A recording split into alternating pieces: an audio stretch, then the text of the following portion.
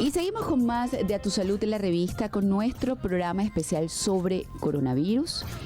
Una mesa de trabajo con expertos para que ustedes manejen la información más idónea, la más adecuada y más útil para poder enfrentarse, esperemos que no, a un virus de esta naturaleza. Como ustedes saben, el coronavirus es la nueva amenaza a la salud mundial. Es una enfermedad infecciosa que ya cobró la vida de más de 400 personas solamente en China, ¿no? Y alrededor del mundo existen más de 10.000 casos confirmados en una veintena de países. La mayoría de los casos están en China, donde apareció el virus. Pero, ¿qué es? ¿Cuáles son sus síntomas? ¿Cómo se contagia? ¿Cómo prevenirla? ¿Estamos preparados en Venezuela para enfrentar el coronavirus? Esas son inquietudes que nos van a responder nuestros expertos. Yoxibel Limas, internista e infectólogo del Grupo Médico Santa Paula; Ana María Cáceres, médico infectólogo del Instituto Médico La Floresta; Manuel Enrique Figuera, internista e infectólogo, vicepresidente de la Sociedad Venezolana de Infectología y Unidades Urbina; médico pediatra intensivista, presidente de la Sociedad Venezolana de Puericultura y Pediatría y además secretario de la Academia Nacional de Medicina. Gracias por estar acá. Buenos días, gracias por la invitación. ¿Por dónde comenzamos? Y cualquiera de ustedes tiene la palabra porque, a ver, por lo menos para comenzar la interacción con respecto al coronavirus. Bueno, yo quisiera comenzar explicando qué es una zoonosis. Zoonosis son infecciones que afectan a los animales y que de una manera accidental pueden ocurrir en los humanos. Por ejemplo, a nivel laboral o por penetraciones en distintas zonas. Coronavirus, en esencia, son zoonosis, son infecciones que afectan a los animales y de una manera eventual han llegado a los humanos. Hay 4 tipos de coronavirus que producen resfriados comunes que son realmente no han sido importantes, pero históricamente, en el 2002, apareció un coronavirus nuevo, que fue el SARS, el síndrome respiratorio agudo severo, y eso fue la nueva enfermedad del milenio. Eso fue muy importante porque generó mucha alarma. Claro, de yo hecho, lo se recuerdo. extrapola mucho lo que está sucediendo ahorita con lo que pasó con el SARS. El SARS empezó en China, se dice que fue a través de los murciélagos que infectaron a una especie de mamífero pequeño que se llama los himalayos. La gente come esos tipos de animales o están también en los mercados y la infección ocurrió en un pueblo pequeño. El problema en el 2002 es que la información lamentablemente no se difundió de una manera adecuada. De hecho, se dice que en China hubo ocultamiento de la información y no fue sino después de varios meses, que en noviembre empezó el problema, sino en febrero, que el 11 de febrero las autoridades chinas reconocieron el problema. Lo lamentable es que ya se había difundido esta infección. ¿Qué tenía de particular el coronavirus? Primero, que inició como una zoonosis, una infección de animales a humanos, pero posteriormente se comportó como una infección de humano a humano. Y lo importante es saber eso porque este tipo de infecciones nos da un antecedente de lo que hoy en día está ocurriendo. Entonces, hubo algo particular que aparentemente no está ocurriendo ahorita. Había gente supercontagiadores o superinfectadores que una sola persona incluso logró contagiar a 90 personas. Hubo un caso famoso. Wow, sí. pero eso en este momento. No, en el SARS. en el SARS. Estamos haciendo ok. como un contexto, vamos a decir, histórico. Ok. Con el SARS, un doctor que fue a Hong Kong, fue a una actividad ya el 21 de febrero y él en un hotel, se quedó en el piso 9 de un hotel, Metropole, y ahí contagió a 14 personas adicionales. Y esas personas llevaron la infección a otros países. Uno de ellos fue a Vietnam, otro fue a Canadá y así se difundió. Lo importante que ocurrió, y para tenerlo en contexto actual, porque pienso que hay mucha preocupación y alarma. Sí, con claro. el SARS, una sola persona que fue a Canadá difundió y generó más de 500 casos allá. Y la mitad de los casos, más de 250 personas, fue personal de salud. Entonces, ¿qué pasó en esa época? La gente no estaba preparada para una contingencia de esa magnitud. ¿Qué está pasando hoy en día? Los países sí están preparados a una contingencia en ese sentido. De modo que hoy en día el personal de salud no se ha infectado de manera importante como ocurrió con el SARS, a diferencia. ¿Eso en ese contexto. quizás pudiera hacernos sentir alivio en función y comparando? Sí, quizás para terminar la idea y que hablen mis colegas, yo pienso que hay elementos que pueden tranquilizar con lo que está sucediendo y por eso traje a colación lo que sucedió en el SARS en 2002-2003.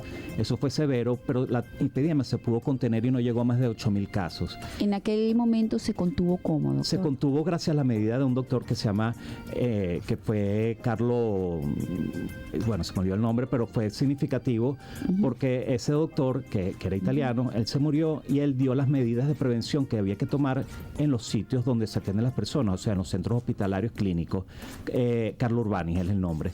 Y él estaba en Vietnam, él identificó el primer caso que vino de Hong Kong en Vietnam, y Vietnam fue el primer país que controló la epidemia localmente, incluso antes que Canadá. ¿Cuáles son las medidas las que van a recomendar ahorita mis colegas que se tienen que tomar en los distintos centros de salud? Si hay alguien sintomático respiratorio, el personal de salud tiene que protegerse, porque si no, son fuentes de infección. Bueno, vamos a hablar de cómo protegerse y también acotar que por lo menos ya hay 3 científicas italianas trabajando en fabricar pues una vacuna o algún medicamento, una barrera para controlarlo, y que por el otro lado en Vietnam hay casos ya también de coronavirus. Entonces, fíjate tú, lo que decía Manuel es importante. No, y tú hacías una acotación. Cierta forma de no alarmarnos más de la cuenta, porque si comparamos la cantidad, a la fecha que va desde que se detectó el virus en Wuhan, y la cantidad de afectados que hay, evidentemente no se parece casi nada a los del SARS y el del MERS, que fue del Medio Oriente. O sea, evidentemente este virus es menos patógeno, la distancia que recorre para infectar a otra persona tiene que ser más cercano, el otro hasta 2 metros. Y si comparamos, mientras que tú te estornudas aparentemente con lo que se sabe del coronavirus de 2019, tendría que estar a 1 metro de distancia para contaminar. Y si nos vamos un poquito más allá con el sarampión llega hasta 3 metros. Y una persona con sarampión que puede contagiar a su grupo inmediato 10 a 12 personas. Se ha descrito ahorita con el nuevo coronavirus que más o menos entre 2 y 5. Por eso es que probablemente no hay tantos fallecidos ni tantos infectados, porque claro, 10.000 suena muchísimo, o 20.000 personas que más o menos están ahorita. Pero cuando ya van por 20.000, me quedan 12.000. De ayer para acá 20.600.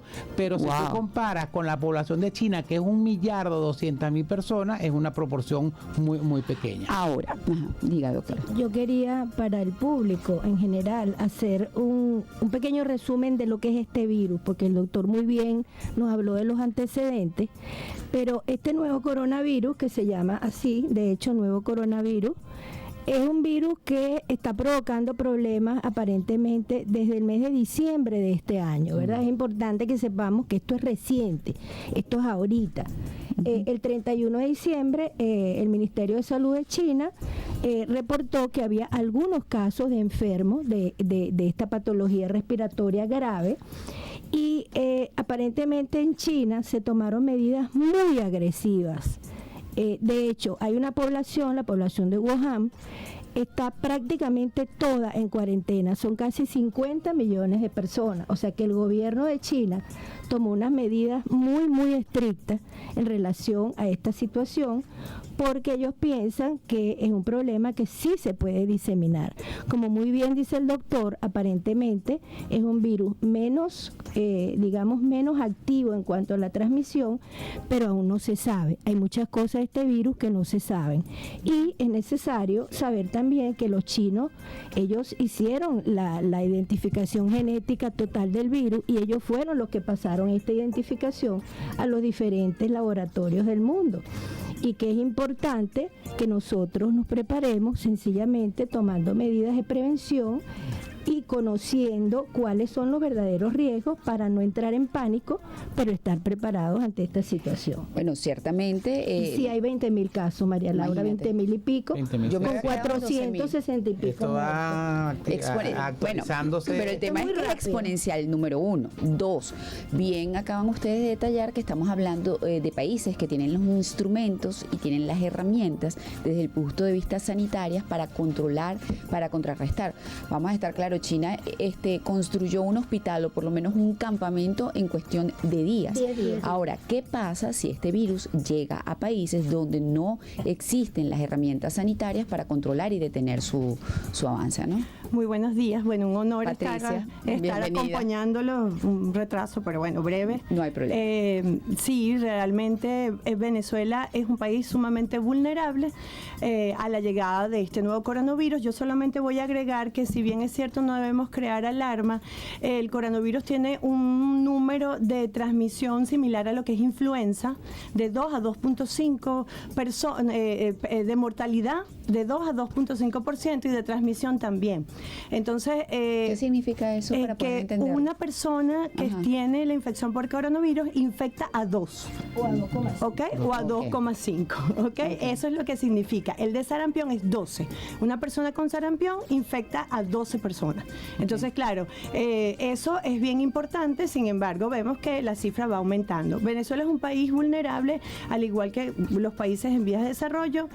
Pero esa fue una de las razones por la que la Organización Mundial de la Salud decide emitir el alerta de epidemia o de potencialmente pandemia. ¿Ok? ¿Por qué? Porque necesita apoyar a aquellos países que tienen un sistema de salud mermado, disminuido, precario, que se ve en países en vías de desarrollo. Venezuela, pues, ejemplo de eso. Y además tiene que ser un esfuerzo mancomunado entre países y que pueda permitir en algún momento la intervención internacional en determinado país. Estamos en compañía de Yosibel Limas, internista e infectólogo del Grupo Médico Santa Paula, Ana María Cáceres, infectólogo del Instituto Médico La Floresta, Patricia Valenzuela, infectólogo e internista, miembro de la Sociedad Venezolana de Infectología, Manuel Enrique Figuera, internista e infectólogo, vicepresidente de la Sociedad Venezolana de Infectología, y Uníades Urbina, médico pediatra intensivista, presidente de la Sociedad Venezolana de Puericultura y Pediatría. Vamos a seguir conversando sobre esta patología. ¿Qué herramientas mínimas debemos tener a mano, o el Estado como tal, que es el principal proveedor de salud, debe tener a mano para evitar la propagación de este virus? Bueno, en principal se ha estudiado en muchas ocasiones que para detener los virus debe hacerse en las primeras horas para evitar la propagación de otras personas. Los países deben tratar de evitar o poner en cuarentena a todas aquellas personas que entren con síntomas respiratorios, y eso lo deben hacer en los aeropuertos, en los puertos, con interrogatorio. Aunque hay casos de este virus, se ha estudiado que los pacientes, las personas que están infectadas y que son asintomáticas, pudieran transmitir la enfermedad. Esa es una de las características especiales que ha tenido este virus a distinción de los demás. Cuando nosotros estemos en contacto con una persona que tenga síntomas respiratorios, debe hacer el aislamiento, como lo dijo el doctor, más de 1 metro de distancia, y tener las barreras correspondientes para esto. Bueno, pero si en China ya, de acuerdo a lo que dijo la doctora Cáceres del Instituto Médico La Floresta, ya se acabaron los tapabocas, ¿qué podemos esperar acá? O sea, en los hospitales públicos y en los centros asistenciales privados, ¿existe la dotación para frenar un virus de esta naturaleza? Pregunta número 1. Ok, pregunta número 2. ¿Qué deben hacer los venezolanos en este momento que presenten síntomas de una gripe? Me gustaría también que habláramos de síntomas del coronavirus y cómo se diferencia una gripe común de un coronavirus en cuanto a manifestaciones. Sí. Coronavirus, sí, me cuesta mucho decirlo. A ver. Sí. Fíjate, yo quiero aprovechar en el sentido de, hay problemas más graves en el mundo que incluso lo que está ocurriendo con el coronavirus. El sarampión, por ejemplo, hubo un repunte del sarampión, que es una infección prevenible por vacunas. Desde el 2017 se han reportado más de 100 millones de casos con 142.000 muertes en el mundo. En Venezuela fuimos líder en sarampión. A partir del 2017 vino muy fuerte en Venezuela. El 2018 tuvo un repunte con más de 8.000 casos. Tuvimos una mortalidad de más o menos unas 30 personas. Y lo importante es que el sarampión es prevenible. Si se hubiera vacunado bien a la población con unos altos porcentajes de vacunación por encima del 95-97%, el sarampión se hubiera mantenido fuera de Venezuela. De hecho, el sarampión es potencialmente erradicable, como sucedió con la viruela. Con las medidas de salud adecuadas se pueden prevenir muchas enfermedades. Otra enfermedad que es mucho más importante que incluso el sarampión es la influenza. La influenza es la típica gripe. La influenza es prevenible con la vacuna. Hubo una alarma internacional, una emergencia internacional, la primera que se declaró en el 2009 a partir del H1N1. Y la gente, de alguna manera, menosprecia lo que implica la gripe o la influenza. ¿Por qué? Porque la mortalidad suele ser relativamente baja y se mueren principalmente adultos mayores con comorbilidades. ¿Qué sucede? De algún modo, entender, en el mundo se está muriendo más gente hoy en día por sarampión, por influenza, que por este coronavirus. Entonces, las medidas para las infecciones respiratorias son las mismas, las de contagio, las que son virales, que son de alto contagio, o incluso la tuberculosis. Lo primero es identificar las personas que están sintomáticas respiratorias, que tienen tos. Definitivamente a través de la tos se pueden transmitir enfermedades y lo importante es aislarlos. En Venezuela tenemos mucha tuberculosis. Eso iba a comentar. Uno de los titulares recientemente, creo que de hace 2 días, 3 días, indican que los casos de tuberculosis incrementaron en el país. Sí, incluso, entonces para cerrar la idea, en Venezuela los hospitales hoy en día no tienen la manera de diagnosticar tuberculosis. ¿Por qué? Porque los laboratorios de microbiología no tienen el personal porque se han ido al país buscando mejores oportunidades económicas que lamentablemente el país no le está brindando, porque vivir aquí trabajando en salud no hay manera de vivir en Venezuela y lamentablemente mucha gente se ha ido. Y segundo, los laboratorios no tienen la manera de diagnosticar una simple tuberculosis, lo cual anteriormente sí se hacía. Entonces, si no ¿Los laboratorios públicos y los privados? Los privados, muy contados laboratorios privados tienen la manera de diagnosticar tuberculosis e influenza. En Venezuela, desde el punto de vista público, los laboratorios en cualquier hospital, vamos al hospital, uno de los más grandes del país, el Hospital Vargas o el Hospital Universitario de Caracas, o el Hospital de Niños en general, esos hospitales ni siquiera tienen agua todo el tiempo, ni siquiera tienen luz. Entonces, hospitales que no tienen los servicios más básicos que deberían tener los 365 días, pensamos que van a tener capacidad de diagnosticar un problema que Italia celebra porque lo está haciendo de algún modo, que es un país desarrollado, o que Paraguay, que tuvo un caso sospechoso, tuvo que mandar la muestra al CDC de Atlanta para ver si era o no era coronavirus. Entonces, lamentablemente en Venezuela no tenemos las condiciones para atender lo más básico. Tuvimos sarampión y tuvimos difteria porque lamentablemente no se vacunó la población de manera adecuada. Tenemos infecciones como rotavirus que están matando a los niños y es una infección prevenible por vacunas que no se está vacunando a los niños. Tenemos infecciones por neumococo, que es una vacuna que no la tenemos disponible. Entonces, quizás el llamado, y disculpe que me extiende mis compañeros, tomando esta palestra, a las autoridades hay que pedirle, si queremos hacer algo en salud, vacunemos contra influenza, vacunemos contra hepatitis A, vacunemos contra VPH, que es una infección que previene, que produce cáncer, y vacunar VPH prevenimos cáncer. Entonces, particularmente, y no estoy desestimando lo que está pasando con coronavirus, pero pienso que desde el punto de vista mediático la gente está muy interesada en este problema, que lo más seguro se agote. ¿Por qué? Porque las autoridades en el mundo están haciendo las cosas adecuadas. Si en el pasado con SARS y MERS, que son coronavirus que ocurrieron en el 2002, 2003 y el 2012, se controló este problema y tenía elementos que implicaban que era más severo de lo que está sucediendo, esto se va a contener, tarde o temprano se va a contener. Pero mientras tanto, en Venezuela se sigue muriendo gente de desnutrición, de tuberculosis, de influenza. Bueno, lo que pasa es que debemos preocuparnos en cierta manera porque nuestros socios comerciales muy importantes desde hace un tiempo para acá son los chinos. Muchos puntos con respecto al coronavirus que tratar en esta parte. Prevención. Síntomas para que la gente tenga claro cómo se manifiesta y qué hacer si tiene síntomas similares sin ninguna alarma, para descartar que sea coronavirus. Y por supuesto toda la información, vamos a dedicarnos estrictamente al coronavirus para tener a mano esa data importante de manejar. A ver, ¿quién quiere comenzar? Yo estaba pendiente un comentario de la doctora. De las medidas preventivas. Después vamos con Ana María. Con respecto a las medidas preventivas, ¿qué pasa? Coronavirus da fiebre, tos, debilidad general acompañada de dolores musculares. ¿Okay? ¿No tiene síntomas nasales? Pueden haber en menos porcentaje, pero puede estar presente. O sea, básicamente es tos, ¿verdad? Esto es fiebre, tos, dolores musculares que pueden estar con fatiga o debilidad. Hay un porcentaje, si acaso 20%, que puede haber congestión nasal, que son los moquitos pues a través de nariz. Entonces, ¿cuáles deben ser las medidas preventivas? Bueno, el lavado de manos. Bueno, salió una noticia ayer que el 95% de la población mundial, según cifras de la Organización Mundial de la Salud, no tiene como costumbre lavarse las manos. Eso es absolutamente cierto. Una labor titánica de todos los infectólogos, de adultos y de niños, es que debemos lavarnos las manos con frecuencia. Con frecuencia. Uno pregunta ahora, en un país donde hay un mal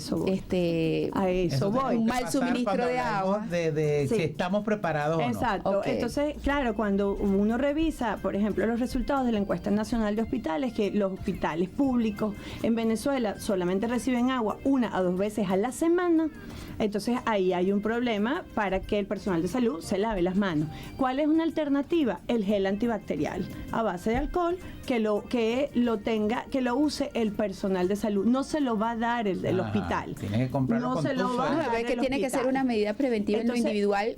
claro, Tú como ser humano protegerte de una porque- enfermedad, pues, claro. comprándote tu gel antibacterial. Porque tú te quieres cuidar tú, pero tú quieres cuidar también a tu familia. Si tú te Claro. cuidas tú cuidas a tu familia. Ya va, doctora Ana María, ¿usted quería agregar algo para luego seguir con las medidas preventivas? Yo quería, antes que nada, poner en contexto la situación del coronavirus, porque vamos a entender algo muy claro. Si nosotros vemos a una persona asiática hoy en Venezuela con gripe y tosiendo, no vamos a pensar que esa persona tiene un coronavirus. Es muy importante que hasta que no haya casos autóctonos en los países, lo más importante es interrogar al individuo que está enfermo, que tiene síntomas de gripe o síntomas de tos. Porque si tiene o 5 fiebre, meses en Venezuela y no ha salido, no es preguntar, coronavirus, y preguntarle, definitivamente. señor, usted viene de dónde? Usted tiene 10 años viviendo en Venezuela, usted ha salido de Venezuela, usted viene de Wuhan, usted ha estado en China, porque eso O en Alemania, es por ejemplo. Bueno, pero en Alemania un casito, No, dos casitos. más. Bueno, sí, 4. Pero lo que te quiero decir, María Laura, es que no podemos salirnos del contexto de lo que es esta epidemia o esta potencial epidemia que puede haber. Primero tenemos que tener lo que es el caso probable, el caso sospechoso, y tiene que haber por el momento la unión con Wuhan, con China. No, la persona claro. tiene que venir de la zona, tiene que haber estado en la zona para poder ser un caso sospechoso. No podemos pensar que cualquiera de nosotros que no ha salido de aquí, si nos da tos, como me dio a mí hace Claro. un ratito, ¿verdad? O nos dan síntomas de gripe, vamos a hacer un caso sospechoso de coronavirus, porque si no, nos vamos todos a psicosear y vamos a hacer cosas Entrar en una alarma que no es indebidas necesaria. Por eso, y tener una alarma que no es el la que es. antecedente epidemiológico, lo que La dice Ana María, es primero- primordial. primero En este la momento, ya después que se haga una epidemiología. pandemia que ya esté Exacto. medio, ya es otra cosa, pero ahorita Claro. tiene que ser la historia. Usted viene de Claro. China, estuvo en China, Claro. no resulta. Los últimos entonces, 14 días. Bueno, Por creo eso que es es que importante que el mensaje llegue, que el personal de los aeropuertos y Sí. puertos de Venezuela tiene que estar preparado e informado y no conformarse con que, pienso yo, alguien te llene un papel con datos que tú no puedes estar claro si son ciertos o no. Hacer un interrogatorio de verdad a las personas y una observación de las personas que entran para evitar que entren casos de... Y bueno, si tienen, son vuelos que vienen de Europa, que son vuelos que vienen, que pudieran, porque no hay vuelos directos de China, pero que vienen de Europa, yo creo que deberían tener un mayor foco en concentrarse en evaluar quién está entrando y quién no está entrando, ¿no? claro, Exactamente, afortunadamente, todos esa es esos la países idea. tienen un buen control. Sí. Sobre todo europeos, de inclusive las líneas aéreas no están saliendo ni entrando a China, sobre todo a la zona cero, Sí, que es Wuhan. ok. Entonces eso Exactamente. nos protege en parte, y que dentro de la crisis que tenemos, de la desbandada que ha habido con las líneas aéreas, pues no tenemos vuelos directos para casi ningún lugar. Entonces Exacto. eso nos protege entre comillas, pero siempre que está preparado, y esta es parte de la función que dice la Organización Mundial de la Salud, hay que informar a la población para que informado tú tengas menos miedo de lo que te puede pasar. Sí, ahora por supuesto las medidas de higiene general nos van a proteger no solamente contra el coronavirus, nos van a proteger contra la influenza, contra otra serie de infecciones respiratorias, como decía el doctor, el lavado de manos frecuente, lavarle las manos a los niños cuando llegan del colegio, enseñarles a que deben lavarse las manos, toda esa serie de cosas nos van a proteger de otra cantidad Claro. de infecciones. Nosotros los médicos al menos 5 veces debemos lavarnos las manos cuando entramos en contacto con un paciente. 5 veces, antes, después, durante, todo. El problema es que volvemos a la realidad aplastante, lo que decía Patricia. En la encuesta nacional de hospitales revela que el 60% de los hospitales venezolanos no tiene agua continua, y si la tienes un día sí, un día no otro, entonces eso no hay como lavar los pisos ni las paredes en los hospitales, no hay como lavarse las manos, la superficie que te hay que lavar. Entonces todo eso nos va diciendo que si por designo del destino aquí llegara a haber casos de coronavirus 2019, la cosa no va a ser muy buena para los venezolanos. Ahora, ¿qué es lo que hace a unos pacientes más vulnerables que a otros con respecto a este virus? Han habido pues pacientes que se han recuperado de coronavirus, pero pacientes que no. ¿Por qué? Bueno, existen varias personas que pueden tener varias evoluciones con respecto a este virus. Hay pacientes que pueden tener síntomas leves, como lo decía la doctora, malestar general, mialgia, que son los dolores musculares, tos, dificultad para respirar, pero otros pacientes pueden evolucionar de una manera más compleja. En los casos que se han visto en China, sobre todo, que han publicado, estos pacientes generalmente están asociados a edades más avanzadas, pacientes que han tenido antecedentes de otras enfermedades como diabetes, hipertensión, pacientes que tienen alteraciones del sistema inmunológico. Esos son los pacientes que generalmente van a evolucionar de una manera más tórpida y son los pacientes que tienen mayor riesgo a fallecer, a tener una mortalidad más alta. Pero como vemos, en la mayoría de los pacientes puede verse que los síntomas son síntomas como un síndrome respiratorio, como es la influenza, como los casos que se vieron de SARS, MERS, que fueron leves. Inclusive los pacientes que se complicaron con infecciones bacterianas respiratorias, se ha demostrado que las bacterias que están más asociadas a las neumonías, que es una de las causas de complicaciones mayores en estos pacientes, están asociadas al Staphylococcus aureus y al neumococo. Entonces, dependiendo también del estado inmunológico del paciente, el paciente va a evolucionar de cierta manera. De allí la importancia que la gente tiene que estar vacunada y el gobierno nacional debe poner las vacunas neumococo, influenza, porque es una forma también de hacer un triaje de que si tú estás vacunado contra neumococo y tienes influenza, la vacuna, probablemente esa sintomatología no es ningún estado, es una forma de un despistaje. Yo quería acotar que gracias a la ciencia abierta, ¿qué es la ciencia abierta? Es la posibilidad de tener la información de primera mano rápidamente, y gracias a la ciencia abierta, hoy en día en todo el mundo conocemos lo que está sucediendo. Me explico, por ejemplo, hay revistas especializadas como Lancet y New England que casi de inmediato están publicando y de manera gratuita la información que nosotros sabemos. Así sabemos que, por ejemplo, la edad media de los que se están afectando de manera más importante es 55 años y que los que se están complicando tienen eventualmente enfermedades cardiovasculares, diabetes y otros problemas. Y también sabemos que, al igual que ocurrió con el SARS y el MERS, es raro los casos a nivel pediátrico. Entonces, todo eso lo estamos sabiendo gracias a la ciencia abierta. Y en ese sentido, quiero hacer un llamado a la atención de que no confíen en la información falsa que está circulando por redes. Incluso el director de la Organización Mundial de la Salud hizo un llamado al respecto, y pienso que parte de la presión que tuvo la Organización Mundial de la Salud para declarar esta emergencia internacional es por la desinformación, y nosotros somos los primeros que podemos hacer que esta desinformación llegue más lejos de un punto de vista viral. De hecho, en redes sociales se habla de la viralidad de la información. Entonces, evitemos la viralidad, no reposteemos cualquier cosa o cualquier información que realmente no sea fidedigna o que su fuente no sea confiable. Sí, un comentario en relación a los casos. Que es muy importante saber que los casos de fallecidos, que son 400 y pico, son menores que los casos de recuperados confirmados, que son alrededor de 600 y pico.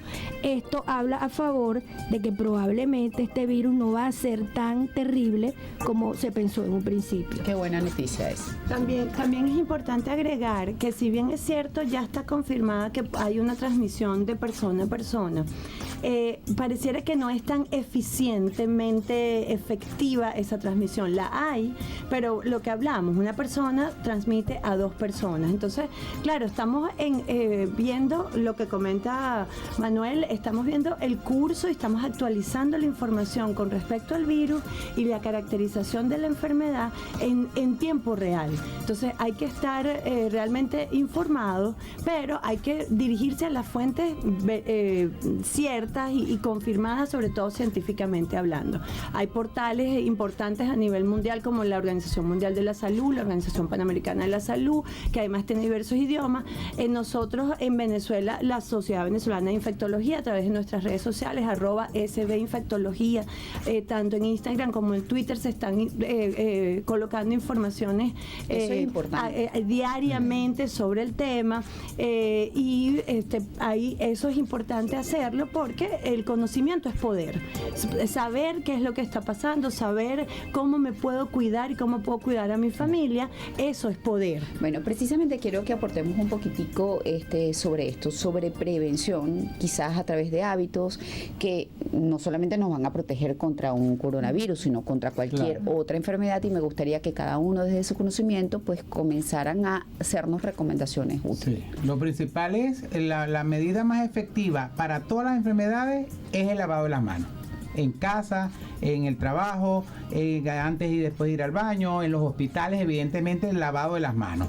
Con agua y jabón, si no hay agua y jabón, pues con geles antibacteriales, con alcohol y glicerina, esa es una parte. Si usted se siente enfermo, independientemente que sea o no coronavirus, que ahorita no tenemos coronavirus en Venezuela, usted debería quedarse en su casa, sobre todo si son de tipo gripe, tipo influenza, ese tipo de enfermedades virales que se pueden transmitir por las gotas de saliva, por el estornudo. Entonces usted lo primero que debe hacer es consciente como ciudadano, y yo no voy a ir a trabajar porque donde esté trabajando aquí, usted estornuda y estamos todos contaminados. Esa es una forma de hacer un llamado de conciencia. Y yo le agrego, si tiene a su hijo enfermo, con tos, estornudo, fiebre, no lo mande al colegio, déjelo en la casa. Claro, si usted va a toser, debe toser tapándose la boca y nariz con un pañuelo desechable o con un pañuelo de tela si tiene, y pero el famoso saludo ahí vamos a un tema también, o sea, una persona, quizás una gripe no le dura 2 días ni 3 días, entonces ¿cuánto tiempo debes quedarte en casa durante toda la gripe? Durante los primeros días, que son más contagiosos las enfermedades, y hasta que usted ya se sienta recuperado, más o menos unas 48 y además los niños, bueno, que realmente el experto es él, pero además los niños tienen la particularidad que ciertos virus como influenza los siguen expulsando, transmitiendo más tiempo que el adulto. Sí. Entonces eso también es importante, por eso uno insiste, no los manda al colegio, porque automáticamente el salón completo se va a enfermar.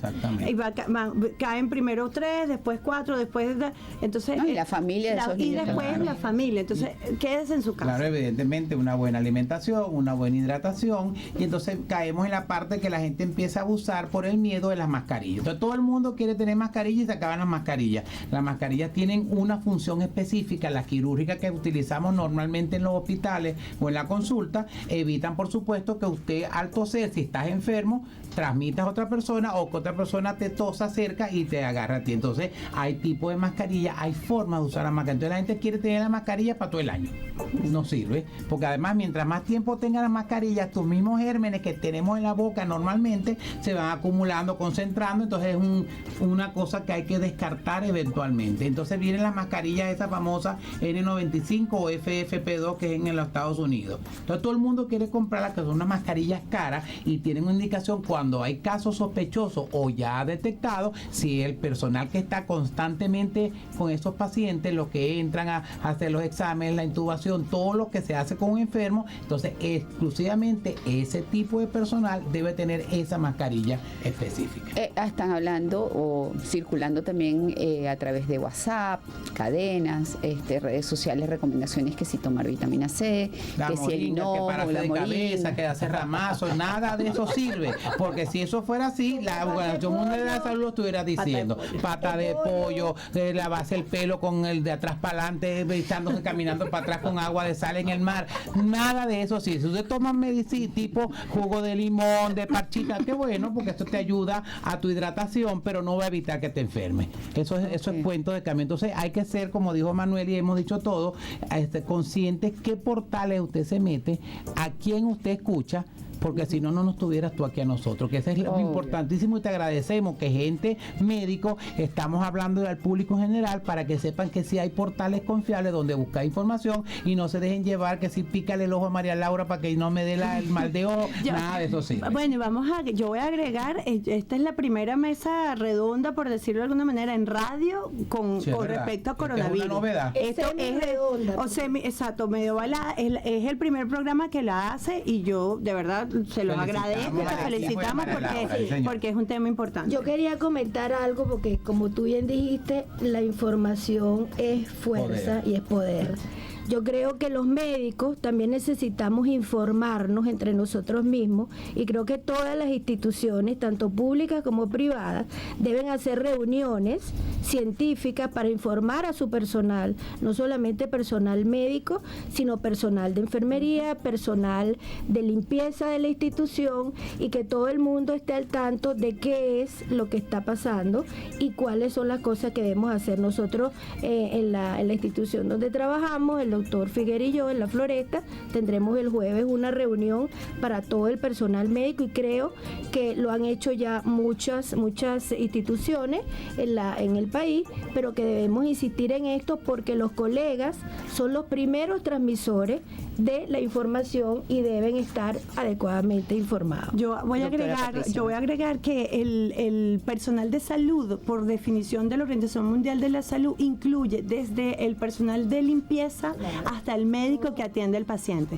Es decir, la cajera, la secretaria, todos son considerados personal de salud. En Instagram pueden revisar SB Infectología, donde tenemos los distintos lugares en la Universidad de Carabobo, en la Universidad Central de Venezuela, en distintas clínicas. Es importante tomar en cuenta que la Academia Nacional de Medicina también está haciendo actividades, las sociedades científicas, todo el año, porque pueden decir, oye, ahorita por el coronavirus, pero realmente en todo el año las sociedades científicas han estado muy activas buscando educar a la población, que es lo más importante, y por eso agradecemos este espacio. Sí. A ver. Y hoy, ahorita, en este momento se está llevando un foro sobre el coronavirus en la Clínica El Ávila. Tenemos el de la Academia el jueves, el sábado en el Centro Médico Docente de la Trinidad con la Sociedad de Salud Pública, Infectología y Pediatría, y así pues todo lo que hemos dicho. Es importante que la gente acuda porque son espacios abiertos, no solamente información para médicos y personal de salud, sino que la población también hay secciones dedicadas. Y que la población en reuniones como esta, si tienen inquietudes, las pueden plantear y estarán allí los especialistas para responder. Y volviendo a la parte ya de prevención en las vacunas, que es primordial, yo creo que uno de los grandes avances del siglo pasado fueron las vacunas y la red de cloaca. Esos son los avances de salud pública que más han impactado la salud a nivel mundial.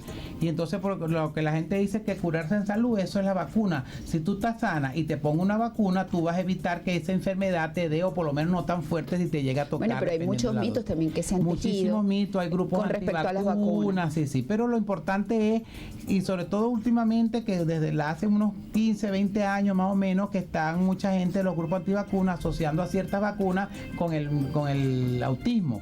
Entonces yo siempre le digo a las mamás, se han puesto miles de millones de vacunas, tendrían que haber miles de millones de autistas, que no los hay. Entonces es importante recordar, y en este caso específicamente por la temporada, por lo que está pasando coronavirus, que los niños, también los adultos, que hay que vacunarlos, que eso se les olvida a los adultos. Sí. Los adultos pierden, igual que los médicos pierden la costumbre de vacunar a sus pacientes adultos, que hay que vacunar a los niños en el primer año con la difteria, tétano y toferina.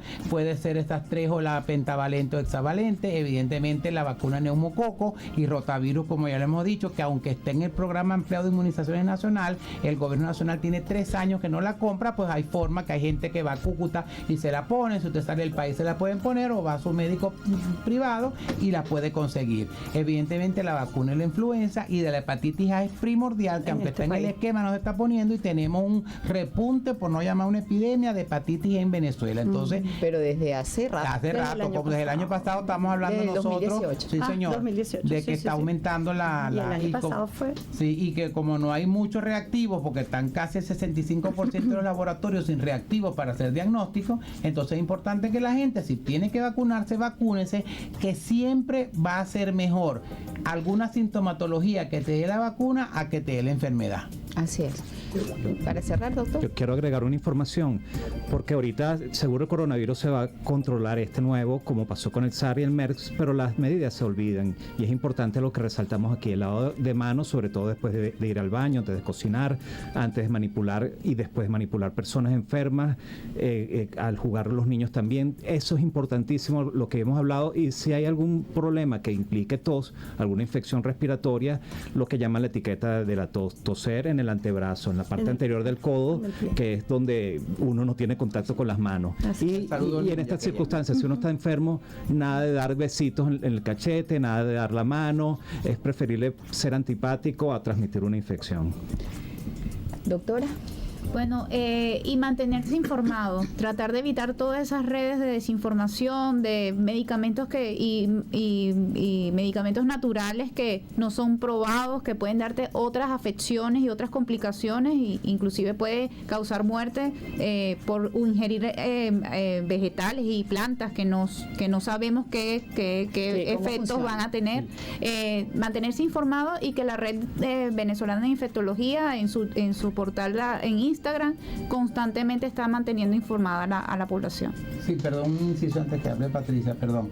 Eso de las infusiones, y que si el mal ojillo, que si la cola de caballo, que si el anís estrellado, en los niños está prohibido dar cualquier infusión antes de los 2 años de edad, porque la gota que te puede salvar es la gota que te puede matar. En los niños, usted dice, le voy a poner una estrellita de anís, no, mejor le pongo 2 para que quede más concentrado. Eso puede matar al niño. Entonces, en los niños menores de 2 años, ningún tipo de infusión de ninguna cosa, ni siquiera Yantén, que la gente casi le prende velas al Yantén. Tenemos pacientes con insuficiencia hepática, parálisis cerebral, intoxicados por Yantén. Y por supuesto, la miel también está prohibido en menores de 2 años.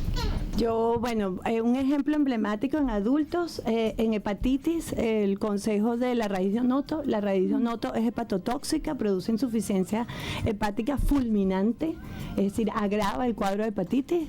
Por favor, no lo recomiendan, no lo tomen, no lo usen, porque no está bien. Importante los síntomas que comentamos del coronavirus, y si hay deterioro del estado de conciencia, si hay dificultad respiratoria, debe acudir al médico, porque estos son los signos y los síntomas que hablan de que esto puede estar progresando a neumonía.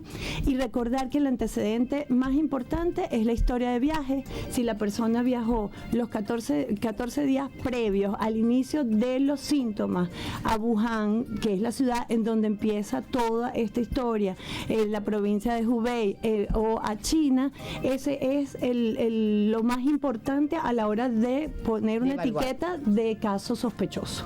Bueno, muchísimas gracias a todos mis invitados. Yoxibel Limas, internista e infectólogo del Grupo Médico Santa Paula; Ana María Cáceres, internista e infectólogo del Instituto Médico La Floresta; Patricia Valenzuela, infectólogo internista, miembro de la Sociedad Venezolana de Infectología; Manuel Enrique Figuera, internista, infectólogo, vicepresidente de la Sociedad Venezolana de Infectología y también del Instituto Médico La Floresta; y a Unidades Urbina, médico pediatra intensivista, presidente de la Sociedad Venezolana de Puericultura y Pediatría y secretario de la Academia Nacional de Medicina, por habernos acompañado.